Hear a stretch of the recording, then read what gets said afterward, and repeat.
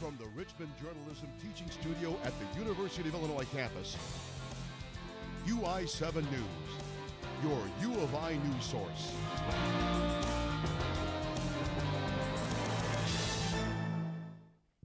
Good evening, I'm Addie Ippinson. And I'm Nora Rogers. Thanks for joining us for this edition of UI7 News at 5. Last week, a University of Illinois student was allegedly sexually assaulted by an Uber driver while using the ride-sharing service on campus. Our UI7 correspondent Roger Blanco has more on this case and tips on how this type of crime can be prevented. When using an Uber, you think you would just open the door, close it behind you, and reach your destination safely. But that wasn't the case for a U of I student, as there was a report of a sexual assault while using the ride-sharing service. She was picked up on the 200 block of East Green Street looking to get to Urbana. The driver instead pulled into a parking lot on the 1200 block of West Nevada Street and Goodwin. Students on campus use the Uber app, and many are not happy with the situation. I used to get Ubers alone all the time, especially at that time of night, and definitely now I don't think I would ever go alone anymore. For the sole purpose was not to walk alone, and it just said that she can't even be safe that way. U of I police say investigators interviewed the Uber driver accused of the assault, but he is not in custody. Instead, he was given a no trespassing notice for all U of I property. If he comes back on campus, he can be arrested. But the notice is not the final action, as campus police and the state's attorney's office are working together to collect all the evidence.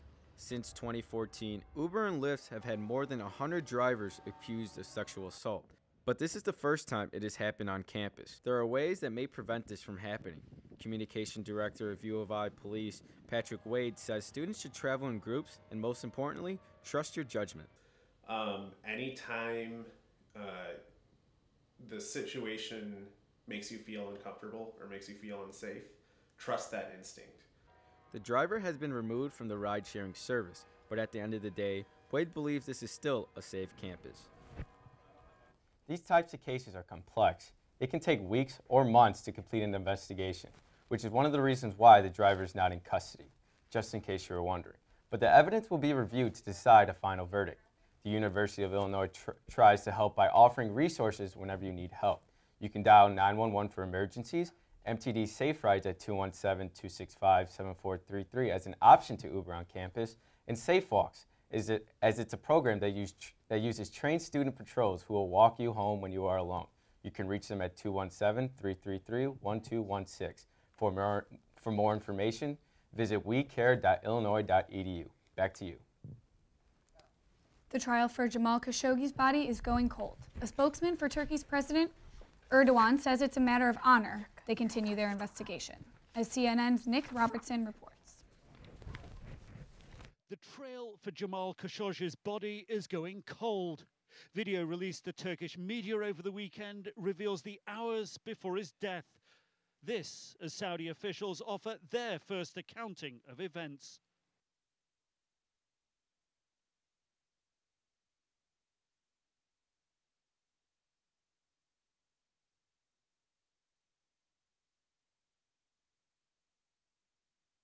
A fistfight, a chokehold, the implication being Khashoggi's death, an accident.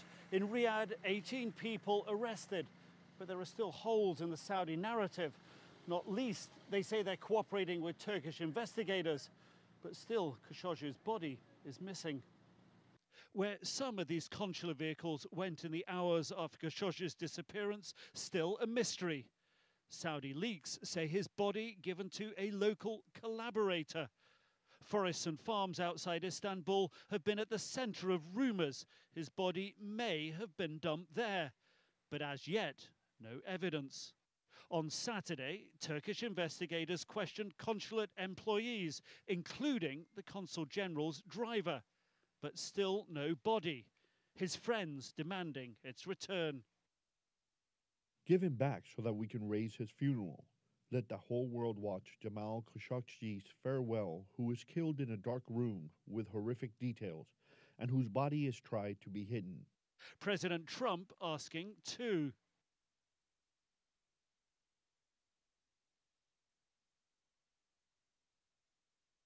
The US president now beginning to question the role his Saudi ally, Crown Prince Mohammed bin Salman, may have had in Khashoggi's death.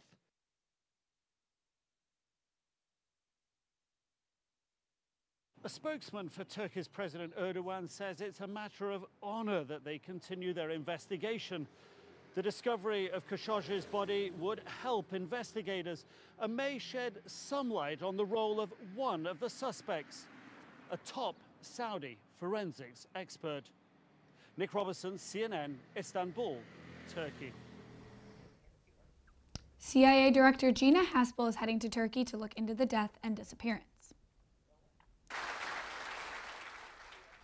The trip comes after President Trump expressed doubts about the new Saudi explanation about Khashoggi's death. The Turkish investigators claimed the death was a, quote, violently planned murder by Saudi officials due to the reporter's previous criticisms.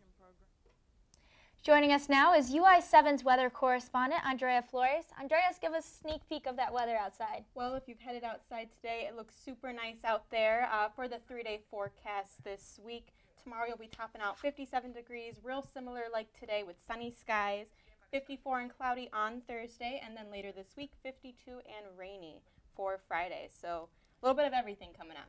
Awesome. Good to see you. We'll catch up with you later on. Well, the term transgender could soon no longer be recognized by the federal government, and sex may be defined to just two genders, male and female, as the Trump administration is reportedly working on announcing rules to strictly define gender in America, giving rise to a march on the White House, and the hashtag won't be erased on social media. CNN's Andy Rose has the latest.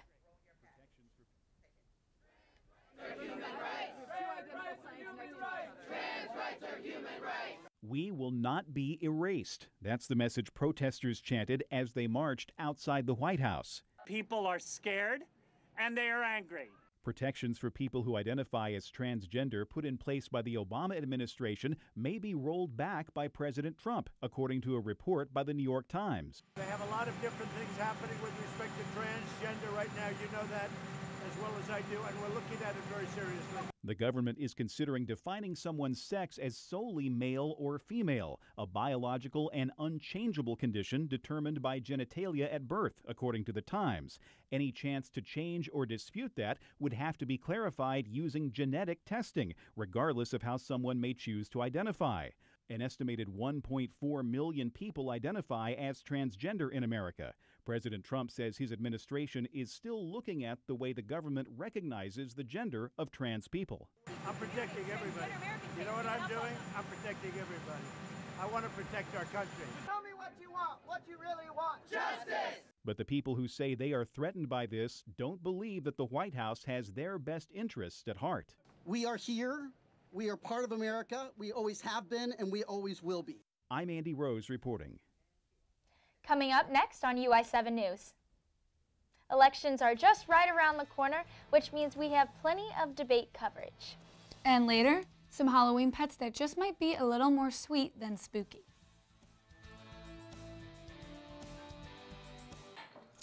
What do you think you're doing, Kevin? Was just gonna drive home. There are several warning signs present that you shouldn't be driving. Like hearing voices? Like your text-to-emoji ratio? Oh man, the selfies. Selfie, nailed it. We all have warning signs that let us know that we're probably not okay to drive. Mine is pretending to be your subconscious. Craig, come on man, let's split a ride home.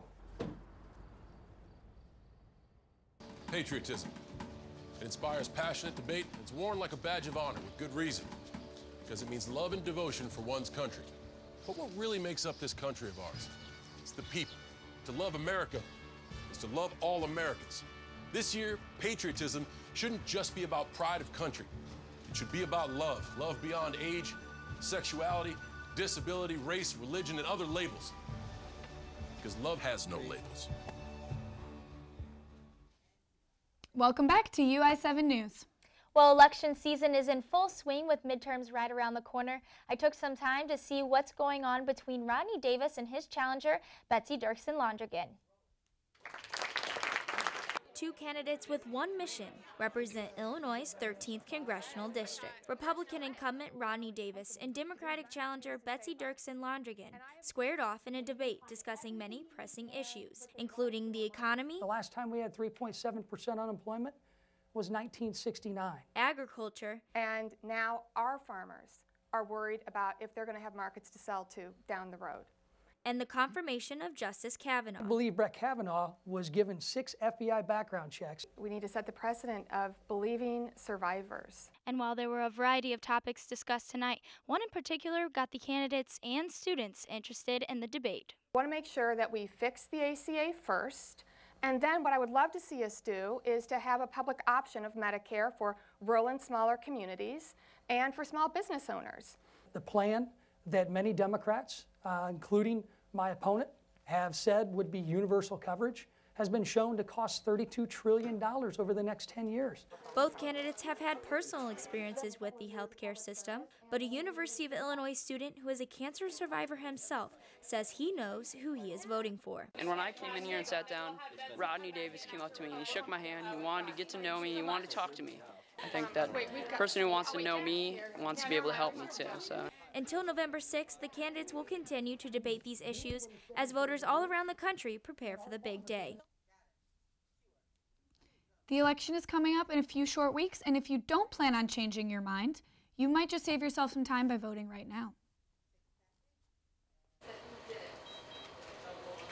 The gubernatorial election officially starts on November 6th, and many Champaign County residents are choosing to place their ballots earlier than the regular deadline. For me, it's just a convenience thing. When I'm in the area, but where I live, actually, then it makes it easier to come early. And it gives people more opportunity, I think, and less congestion. The county clerk's office was the first and only location in Champaign to open their doors for early voters on September 27th. For you real quick, just make sure you fill in your oval nice and dark. Once you're finished, you can go ahead and place it in either one of those machines to my left. Okay, thank you. You're very welcome.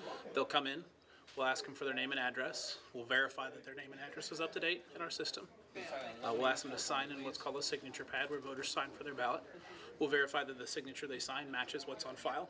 The computer will tell us what ballot to give them based on their address, meaning making sure they have the right districts. Hand them a ballot, they'll walk in there, vote it on a paper ballot, fill in the oval style, what's called optical scan voting. They'll take the ballot, insert it into a tabulator, and they're done. The number of early voters in Champaign has increased over the last several elections. The director says that this is because once people choose the early voting option, they tend to do so the next time around as well. Beginning this Thursday, the voting ballots will be offered at the Illini Union as well as 7 other locations. Local residents are expressing the importance of placing your vote no matter when or where you choose to do so. So if you don't vote, hey, whatever happens, you just got to accept it. But if you vote, you got a little small say-so and determine what it does to your life. For more locations and voting information, you can visit the Champaign County Clerk website. Since September 27th, those who wanted to vote early could visit the Champaign County Clerk's office. Starting Thursday, 7 more locations will have ballots available, including a location as far out as St. Joseph's and Mahomet. You can visit the Champaign County Clerk website for more information. While the LSAT material probably hasn't gotten any easier, taking the exam itself definitely has. The Law School Admission Council announced the LSAT will be offered digitally starting in July 2019. The format and the layout of the exam will not change, however. It will be offered on tablets with a preloaded software.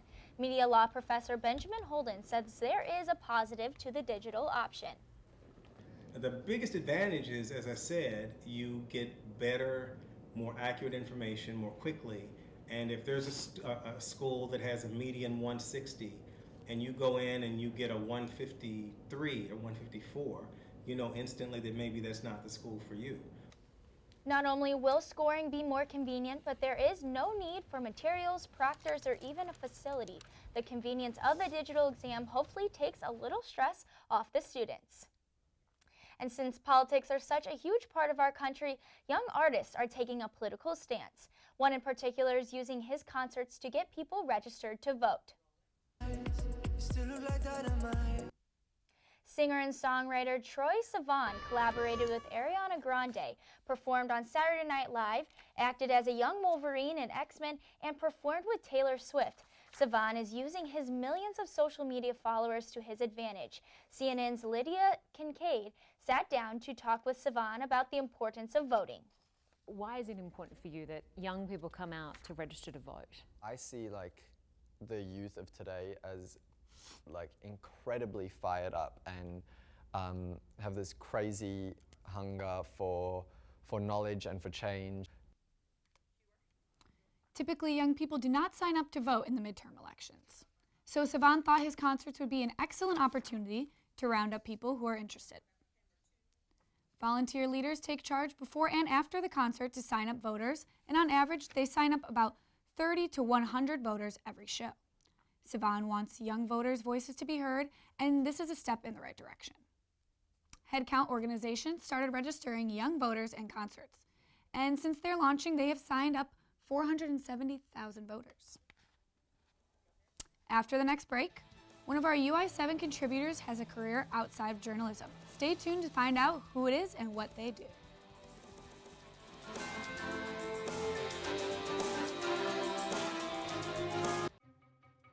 Me and my boy Matt had it good. He had catnip that was off the hook. But one day, he brings a girl home, and she's allergic to cats. Every sneeze was a nail in my coffin. Now I'm in a shelter. It's decent, but they don't even have Wi-Fi.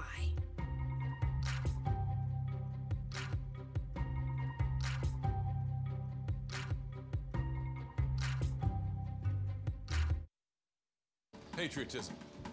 It inspires passionate debate. It's worn like a badge of honor with good reason. Because it means love and devotion for one's country. But what really makes up this country of ours? It's the people. To love America is to love all Americans. This year, patriotism shouldn't just be about pride of country. It should be about love. Love beyond age, sexuality, disability, race, religion, and other labels. Because love has no labels. Welcome back. Thanks for sticking around for more UI7 news. Well, as the old saying goes, passion is the oxygen of the soul. UI7 Chris Joe got the opportunity to study one individual's passion. In a year, musical acts Waka Flocka Flame, T-Pain, Playboy Cardi, and Jesse McCartney have all performed on campus, sharing an opening act. The act wasn't a commercial rapper or singer, but U of I senior Aaron Navarro.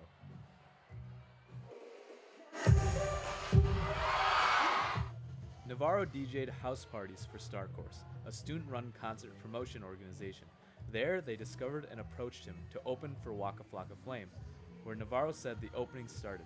He discussed the atmosphere he tries to create with any DJ set. There's always a saying that if you, or not saying, it's just what I've always done is if you can get the girls dancing, boys will dance because that's just how it works. So making sure that everyone kind of is happy and is enjoying themselves more than anything and having. Navarro began DJing his junior year of high school. He continued to hone his skills as time passed, to the point where he earned himself a residency at Joe's Brewery. Aaron Brockmeyer, Navarro's longtime former roommate, highlighted Navarro's progress. He has the ability to think ahead enough to know what the crowd will want to hear and mix it seamlessly. He's got a true talent, and for anyone to get to that level, it does take years. Navarro has performed at various locations on campus, from the 1,565-seat venue Follinger Auditorium, right behind me, to the Canopy Club, the Main Quad, among many others. Navarro said DJing has taught him a variety of life lessons that he looks to carry following graduation. It's pretty fun to do it, especially if you get paid for it. And I get that sense when I do journalism as well. So just making sure whatever I do in my life, when I get paid for it, I enjoy doing it. Navarro does not anticipate DJing post-graduation, and because of this, he relishes every opportunity. In Champaign, I'm Chris Joe, UI7 News.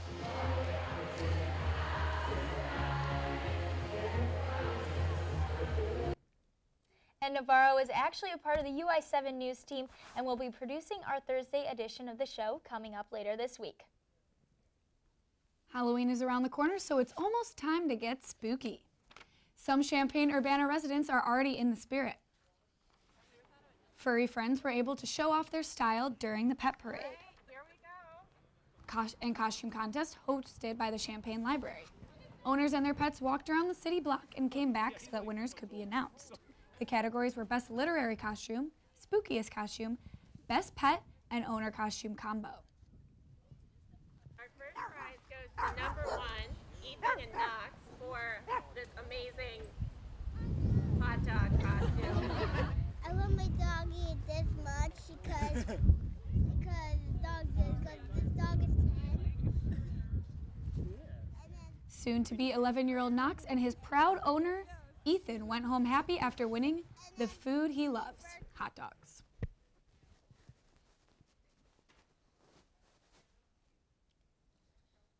Also at the Champaign Public Library, they hosted their first Make a Difference Day right before the nationally recognized service holiday later this week.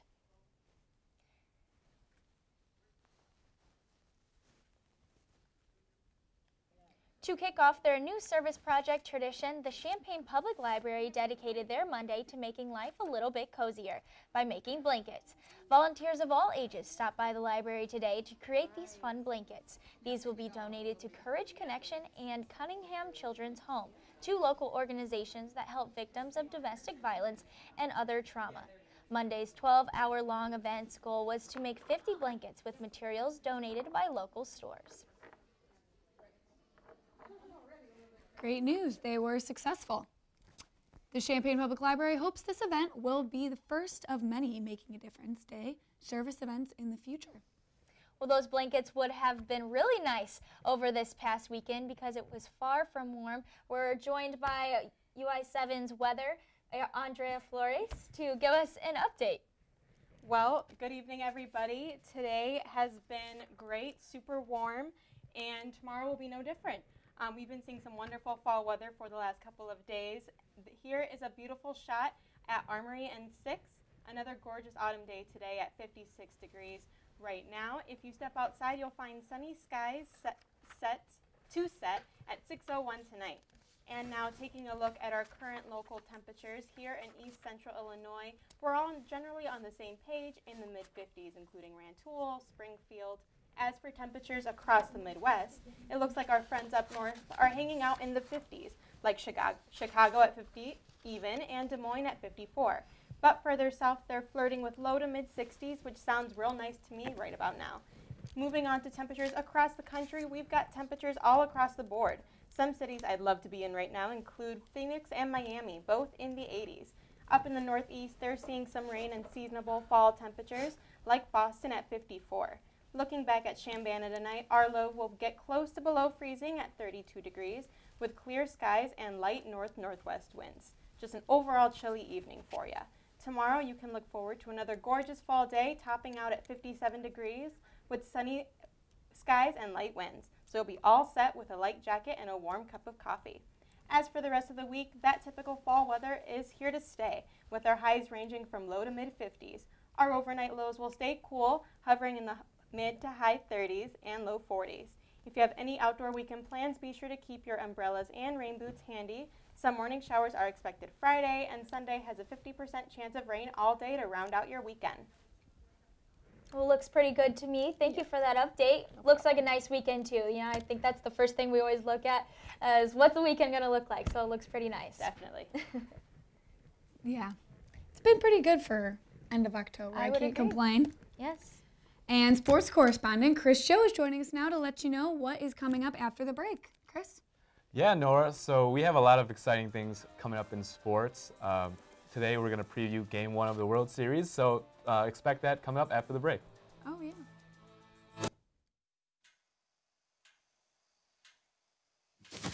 Awkward. I'm the awkward silence. You try to avoid me, then there I am again. But an awkward silence can be a great thing. Like Kelly here is about to demonstrate. You haven't really been yourself lately. Are you okay? Find out how you can help a friend with their mental health at seizetheawkward.org.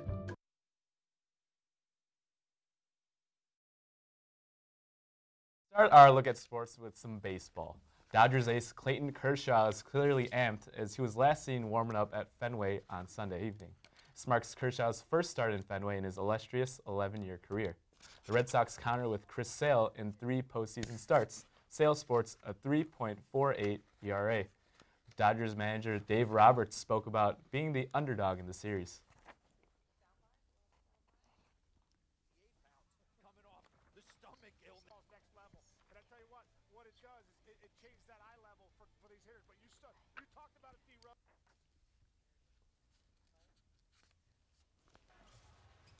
Switching to basketball, the NBA has handed out suspensions in light of a recent brawl in Saturday's matchup between the Rockets and the Lakers.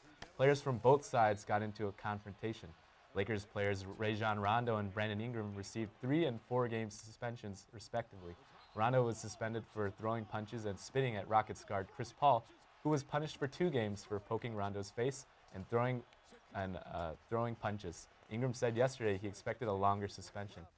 And switching to local sports, Champaign Central High School is back in the playoffs. Running back Jalen Booker rushed for 107 yards and 1 touchdown in their 49-14 victory over Manual High School, and Terrell Evans added 106 rushing yards. The victory clinched the Maroons a 12 seed in the playoffs, and where they will play against the 5 seed Carbondale High School.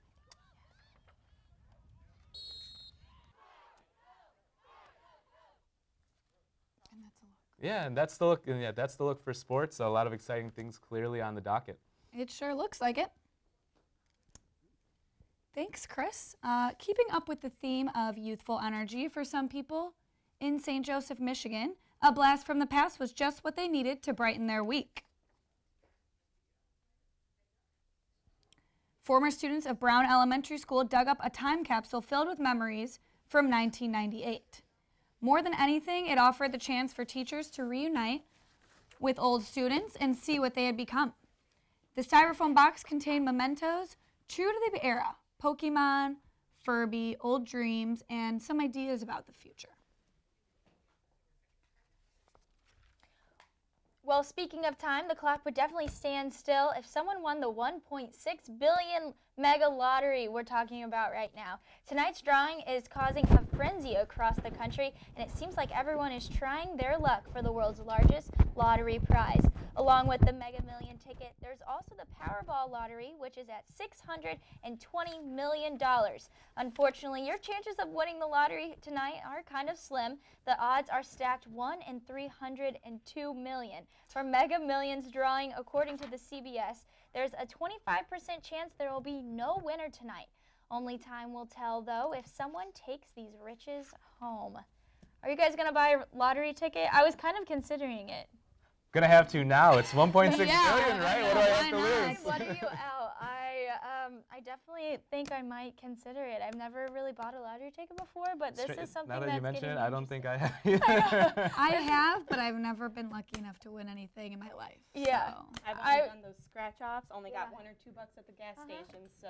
I guarantee if one of us win it, we probably won't be here next week for class. I'll pay off you guys' tuition. I can pay off you guys' tuition. Yeah, exactly. Well, that would be awesome. For more of these stories, give us a like on Facebook or follow us on Twitter. And to get the most up-to-date news, subscribe to our YouTube channel. That's going to do it for UI7 News. Our newscast will be Thursday evening at 5 p.m.